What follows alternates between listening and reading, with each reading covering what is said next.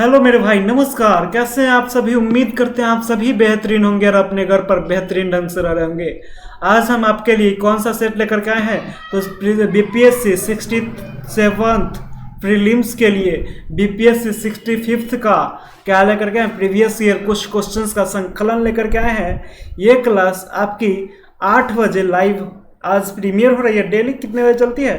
3 बजे चलती है, लेकिन आज से 8 बजे से चलेंगी। ठीक है। ये परीक्षा किस किस के लिए महत्वपूर्ण है? तो मेरे भाई सभी 1 डे कॉम्पिटिटिव एग्जाम्स के लिए क्या होंगे? ये सेशन महत्वपूर्ण होंगे। आगे बढ़ते हैं, क्वेश्चन नंबर 1 पे चलते हैं। आपको ये क्लास लाइव नहीं लगेगी, लाइव है भी नहीं। आपको ये क्लास प्रीमियर लगेगी, आप प्रीमियर ही है।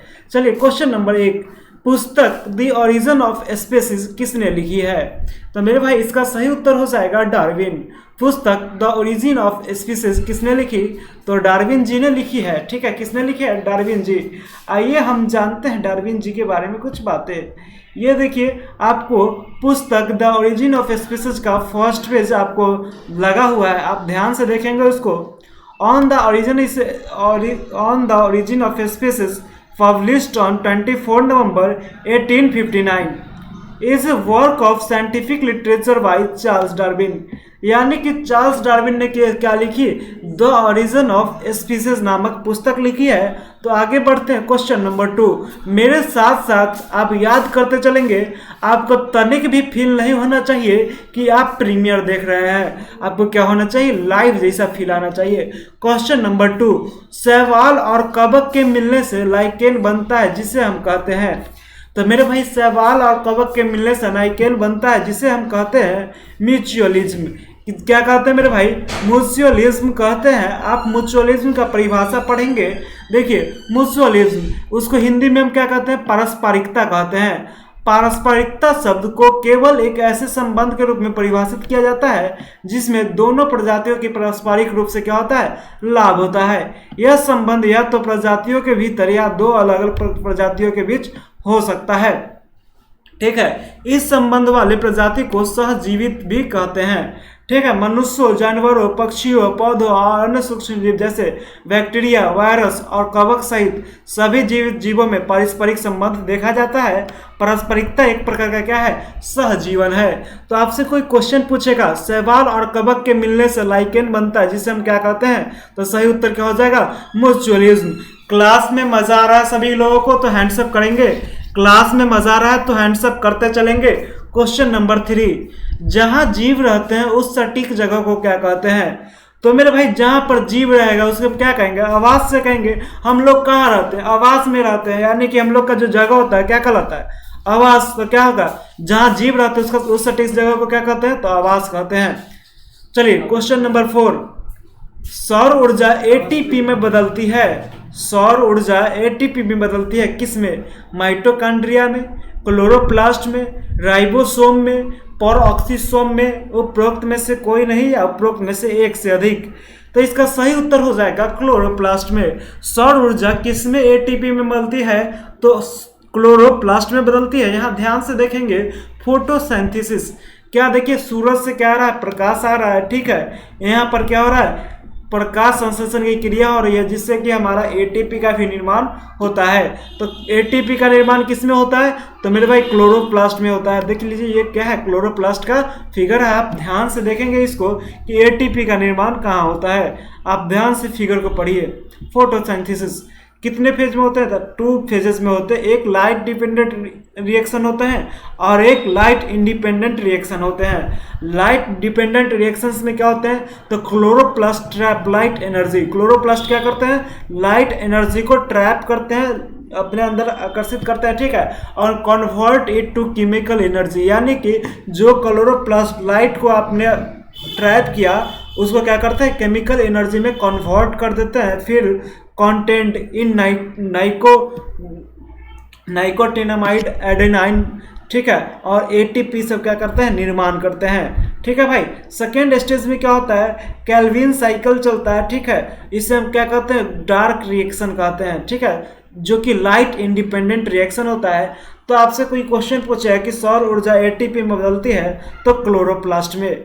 क्वेश्चन नंबर 5, मजा आ रहा है तो क्लास में हैंड्सअप करते चलेंगे, मजा आ रहा है तो हैंड्सअप करते चलेंगे। क्वेश्चन नंबर 5, प्रकाश संश्लेषण का उप उत्पाद क्या है? प्रकाश संश्लेषण का उप उत्पाद क्या है? तो मेरे भाई जल्दी से उत्तर बताइए। प्रकाश संश्लेषण का उप उत्पाद ऑक्सीजन होता है। क्या होता है मेरे भाई? प्रकाश संश्लेषण का उप उत्पाद क्या होता है? ऑक्सीजन होता है। आइए हम जानते हैं प्रकाश संश्लेषण के बारे में पूरी बातें। प्रकाश संश्लेषण की क्रिया में पौधे के हरे भाग सूर्य की ऊर्जा को ग्रहण कर वायु से ली गई कार्बन डाइऑक्साइड तथा मृदा से अवशोषित जल H2O द्वारा कार्बोहाइड्रेट्स का क्या करते हैं? निर्माण करते हैं और ऑक्सीजन को बाई प्रोडक्ट यानी कि उप उत्पाद के रूप में क्या निकालते हैं? बाहर निकालते हैं। तो प्रकाश संश्लेषण का उप उत्पाद क्या है? तो मेरे भाई ऑक्सीजन है। क्या हो जाएगा सही उत्तर? ऑक्सीजन। आप ध्यान से हम देख लीजिए इस क्वेश्चन, इस चीज को ध्यान से पढ़िए। प्रकाश संश्लेषण होता क्या है, ऐसे कौन बाई प्रोडक्ट में निकलता है? तो ऑक्सीजन।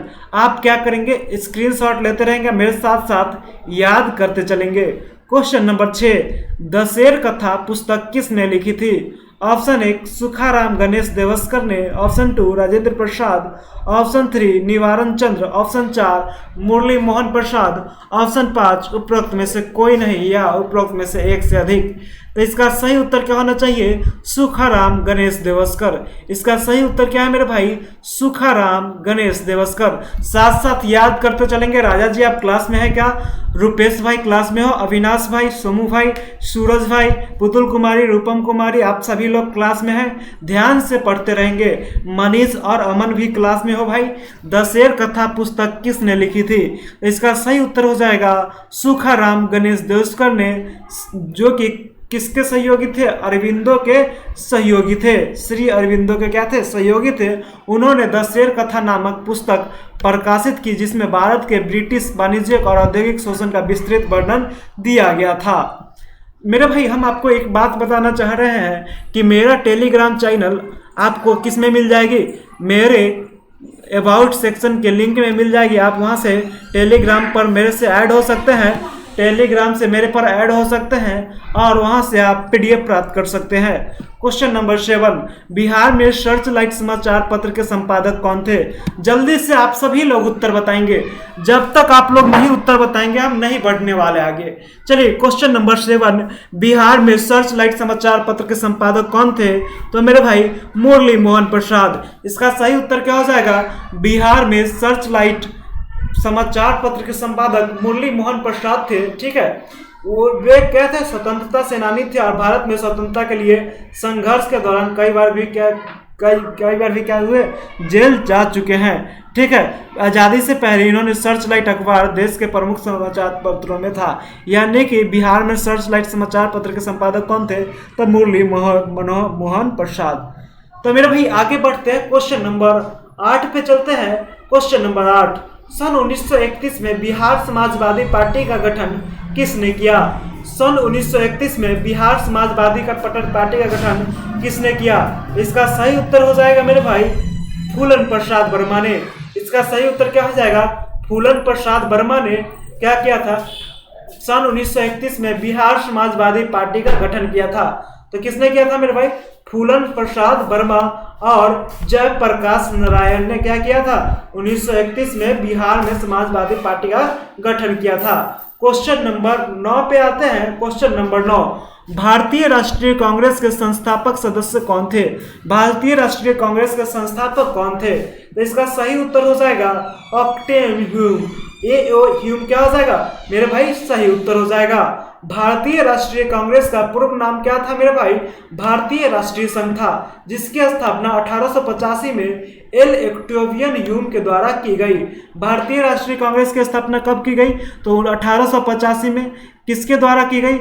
एल ऑक्टेवियन ह्यूम के द्वारा की गई थी। ठीक है, भारतीय राष्ट्रीय कांग्रेस की स्थापना कब की गई? एल ऑक्टेवियन ह्यूम के द्वारा। ठीक है, कांग्रेस का पहला अधिवेशन 28 दिसंबर 1885 को बंबई स्थित गोकुलदास तेजपाल संस्कृत विद्यालय में हुआ। आपसे कोई क्वेश्चन पूछेगा कि कांग्रेस का पहला अधिवेशन कहां पर हुआ था, तो आपका सही उत्तर क्या होना चाहिए? बंबई में। क्या होना चाहिए मेरे भाई? सही उत्तर बंबई में। ठीक है, प्रथम सम्मेलन में भारतीय राष्ट्रीय संघ का नाम दादा भाई नौरोजी के सुझाव पर बदलकर भारतीय राष्ट्रीय कांग्रेस कर दिया गया। यानी कि भारतीय राष्ट्रीय संघ का ही क्या नाम था, भारतीय राष्ट्रीय कांग्रेस किसका नाम था, तो मेरे भाई भारतीय राष्ट्रीय संघ का ही नाम था। जिसे किसने चेंज करवाया, तो दादा भाई नेहरूजी ने। तो भारतीय राष्ट्रीय कांग्रेस के बारे में आप बहुत सारी बातें जान गए।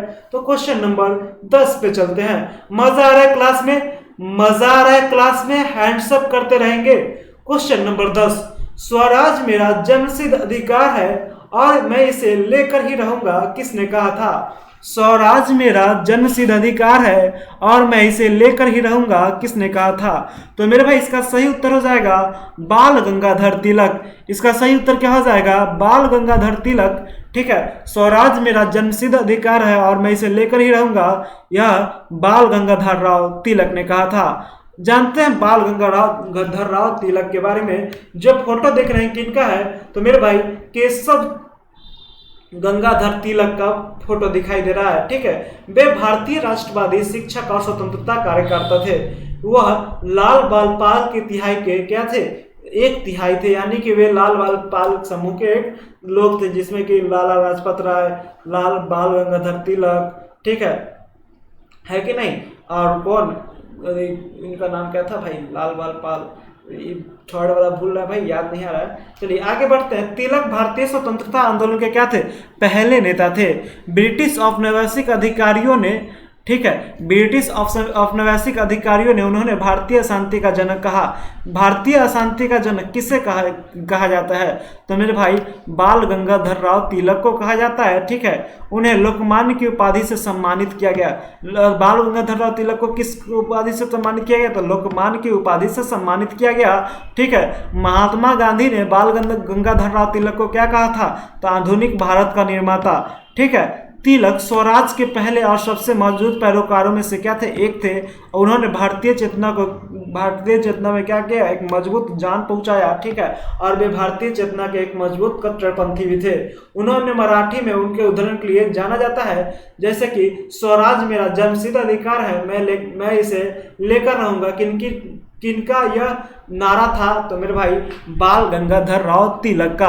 आप इनके बारे में सारी बात जान चुके हैं। तो आगे बढ़ाते हैं। क्वेश्चन नंबर 11, रविंद्रनाथ टैगोर ने अपनी नाइटहुड उपाधि क्यों त्याग दी, तो मेरे भाई इसका सही उत्तर हो जाएगा जालियांवाला बाग हत्याकांड के विरोध में। रविंद्रनाथ टैगोर ने 1919 के जालियांवाला बाग हत्याकांड के जवाब में अपनी नाइटहुड की त्यागी उपाधि क्या कर दी, अस्वीकार कर दी। ठीक है, आगे बढ़ते हैं। आपको पीडीएफ प्रोवाइड करा दिया जाएगा।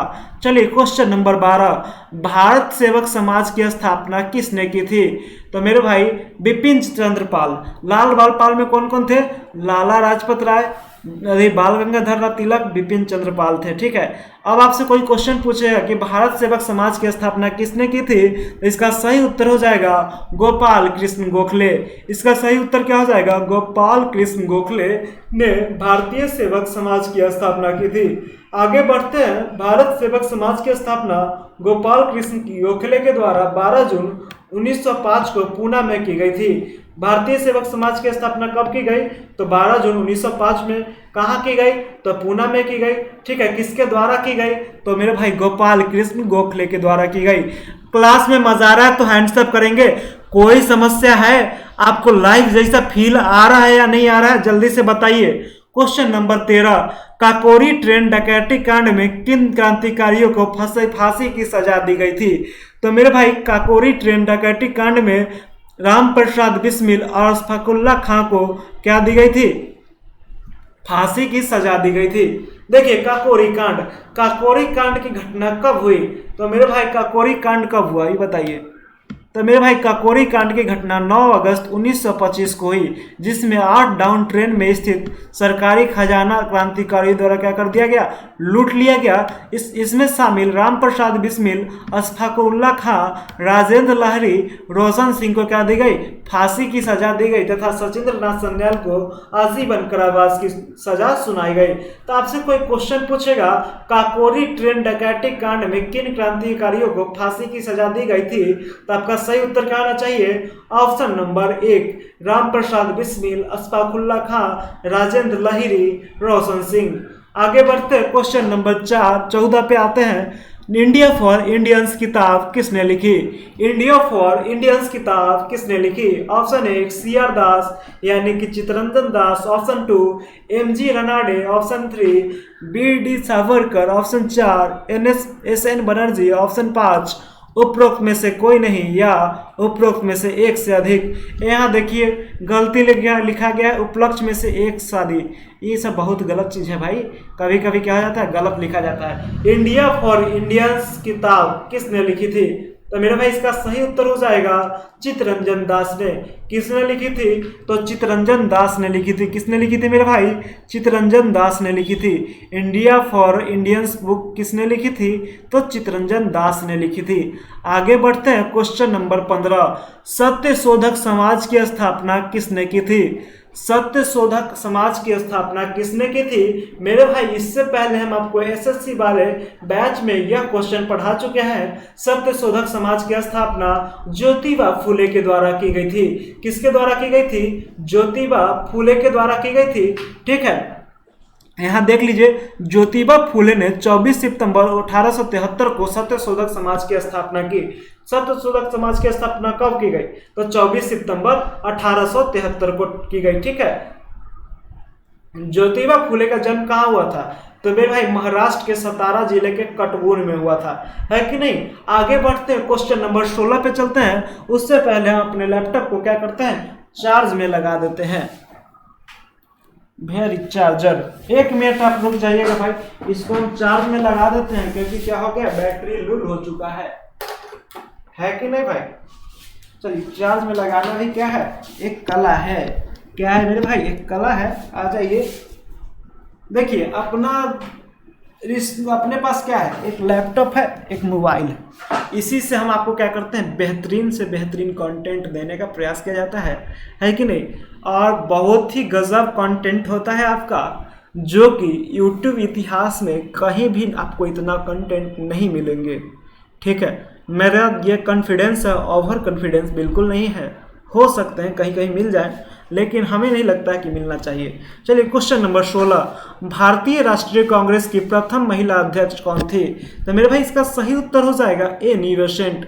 भारतीय राष्ट्रीय कांग्रेस की प्रथम महिला अध्यक्ष श्रीमती एनी बेसेंट थी। ठीक है, इन्हें कांग्रेस के 32वां अधिवेशन में 1917 में कोलकाता में एनी बेसेंट को क्या किया गया, भारतीय राष्ट्रीय कांग्रेस का अध्यक्ष चुना गया। ठीक है, आपसे अगर कोई दूसरा क्वेश्चन पूछेगा कि कांग्रेस के प्रथम मुस्लिम अध्यक्ष कौन थे, तो आपका उत्तर क्या होना चाहिए, बदरुद्दीन तैयब जी। आपका सही उत्तर क्या होना चाहिए, बदरुद्दीन तैयब जी। ठीक है, इन्हें कब अध्यक्ष चुना गया? तो मेरे भाई 1857 के मद्रास अधिवेशन में, कांग्रेस के तीसरा अधिवेशन 1857 के मद्रास अधिवेशन में कांग्रेस के प्रथम मुस्लिम अध्यक्ष बदरुद्दीन तैयब जी को चुना गया। आपसे एक और क्वेश्चन बनता है, भारतीय राष्ट्रीय कांग्रेस के प्रथम अंग्रेज अध्यक्ष कौन थे? तो मेरे भाई भारतीय राष्ट्रीय कांग्रेस के प्रथम अंग्रेज अध्यक्ष जॉर्ज यूले थे। इन्हें कांग्रेस के चौथे अधिवेशन 1888 में इलाहाबाद में चुना गया था। ठीक है, आपसे एक और क्वेश्चन बनता है, कांग्रेस के प्रथम भारतीय महिला अध्यक्ष कौन थी? तो मेरे भाई श्रीमती सरोजनी नायडू। इन्हें किस अधिवेशन में चुना गया? तो 40वां अधिवेशन 1925 कानपुर में चुना गया। तो मेरे भाई आप ध्यान से पढ़ेंगे, भारतीय राष्ट्रीय कांग्रेस की प्रथम महिला अध्यक्ष कौन थी? तो एनी बेसेंट जी थी, है कि नहीं भाई। आपसे यहाँ पर 7 से 8 क्वेश्चन बन रहे हैं, तो आप ध्यान से सभी चीज को पढ़ेंगे। आपका टेस्ट कब होगा? संडे को होगा। संडे को टेस्ट होगा तो कहाँ से क्वेश्चन आएगा? जो डिटेल्स होते हैं उसी से क्वेश्चन आएंगे। चलिए क्वेश्चन नंबर 17, व्यक्तिगत सत्याग्रह आंदोलन के प्रथम सत्याग्रही कौन थे? तो इसका सही उत्तर बताइए जल्दी से। व्यक्तिगत सत्याग्रह आंदोलन के प्रथम सत्याग्रही कौन थे? तो इसका सही उत्तर हो जाएगा मेरे भाई विनोबा भावे जी। इसका सही उत्तर क्या हो जाएगा? विनोबा भावे। 1940 के अंत में गांधी जी द्वारा व्यक्तिगत सत्याग्रह आंदोलन क्या किया गया था? शुरू किया गया था। 1940 में विनोबा भावे को गांधी द्वारा ब्रिटिश शासन के खिलाफ पहले व्यक्तिगत सत्याग्रही के रूप में चुना गया था। तो मेरे भाई विनोबा भावे क्या हो जाएगा? इसका सही उत्तर हो जाएगा व्यक्तिगत सत्याग्रह आंदोलन के प्रथम सत्याग्रही कौन थे? तो विनोबा भावे थे। दूसरे व्यक्ति कौन थे? तो मेरे भाई जवाहरलाल नेहरू। दूसरे व्यक्तिगत सत्याग्रही कौन थे? तो जवाहरलाल नेहरू। प्रथम विनोबा भावे। आगे बढ़ते हैं, साथ साथ याद करते चलेंगे, क्लास में मजा आ रहा है, आप बोर तो नहीं हो रहे हैं भाई। क्वेश्चन नंबर 18, लंदन में इंडिया हाउस के संस्थापक कौन थे? ऑप्शन 1 श्यामजी कृष्ण वर्मा, ऑप्शन 2 रास बिहारी बोस, ऑप्शन 3 रामचंद्र, ऑप्शन 4 तारकनाथ दास, ऑप्शन 5 उपरोक्त में से कोई नहीं या उपरोक्त में से एक से अधिक। मेरे भाई इसका सही उत्तर क्या हो जाएगा? श्यामजी कृष्ण वर्मा। श्यामजी कृष्ण वर्मा ने बंगाल के 1905 के विभाजन के कारण हुई राजनीतिक उथल पुथल के साथ श्यामजी कृष्ण वर्मा ने क्या किया? लंदन में इंडिया हाउस नामक एक बिल्डिंग की स्थापना की, यानी कि इंडिया हाउस की क्या की? स्थापना किया। क्वेश्चन नंबर 19, भागलपुर में नमक सत्याग्रह का नेतृत्व किसने किया था? मेरे भाई भागलपुर में नमक सत्याग्रह का नेतृत्व किसने किया था? तो मेरे भाई इसमें हो जाएगा सही उत्तर उपरोक्त में से कोई नहीं। ठीक है, भागलपुर में नमक सत्याग्रह का नेतृत्व डॉक्टर राजेंद्र प्रसाद ने किया था। किसने किया था? डॉक्टर राजेंद्र प्रसाद ने किया था। उन्होंने 6 अप्रैल 1930 को आंदोलन शुरू करने की तारीख तय की थी। ठीक है, भागलपुर में नमक सत्याग्रह का नेतृत्व किसने किया? तो डॉक्टर राजेंद्र प्रसाद ने। क्वेश्चन नंबर 20, मजा आ रहा है तो हैंड्स अप करेंगे, एक बार सेशन को लाइक करेंगे। ठीक है, आपको मन है लाइक कीजिए, नहीं कीजिए, सब्सक्राइब कीजिए, नहीं कीजिए, आप पर डिपेंड करता है। रिजल्ट हो जाए भूल जाइए या याद रखिए, आप पर डिपेंड करता है कि नहीं? तो आपको क्या करना है? अपना काम क्या करना है? पढ़ के रिजल्ट लेना आपका सबसे मेन उद्देश्य होना चाहिए। लाइक करना, सब्सक्राइब करना आपकी जिम्मेदारी नहीं है। आप क्या करेंगे? अधिक से अधिक वीडियो को पढ़ें और अपने भाइयों, दोस्तों, बहनों, बॉयफ्रेंड, गर्लफ्रेंड, दोस्त, वहीं जितना भी होता है ना, मम्मी पापा, दादा दादी, नाना नानी, मौसा मौसी, सबको क्या करेंगे? सेंड करते रहेंगे वीडियो को। ठीक है, बोलेंगे कि आप पढ़िए, लाइक शेयर के लिए नहीं बोलिएगा, क्या कीजिएगा? बोलिए पढ़ लीजिए। ठीक है, चलिए क्वेश्चन नंबर 20, सन 1939 में बिहार में अंबारी सत्याग्रह का नेतृत्व किसने किया था? इसका सही उत्तर क्या हो जाएगा? राहुल संकृत्यान। इसका सही उत्तर क्या हो जाएगा? राहुल संकृत्यान। आगे बढ़ते हैं, क्वेश्चन नंबर किस पे चलते हैं मेरे भाई? 21 पे। क्वेश्चन नंबर 21, बिहार दिवस का क्या महत्व है जो हर साल 22 मार्च को मनाया जाता है? बिहार दिवस का क्या महत्व है जो हर साल 22 मार्च को मनाया जाता है? इसका सही उत्तर हो जाएगा 1912 में बिहार के बंगाल प्रेसिडेंसी से अलग होने को याद करने के लिए बिहार दिवस को हर साल 22 मार्च को मनाया जाता है। क्वेश्चन को आगे बढ़ाते हैं। क्वेश्चन नंबर 22, निम्नलिखित में से किस राज्य को केंद्र सरकार द्वारा विशेष श्रेणी दर्जा कभी प्रदान नहीं किया गया? निम्नलिखित में से किस राज्य को केंद्र सरकार द्वारा विशेष श्रेणी दर्जा कभी प्रदान नहीं किया गया?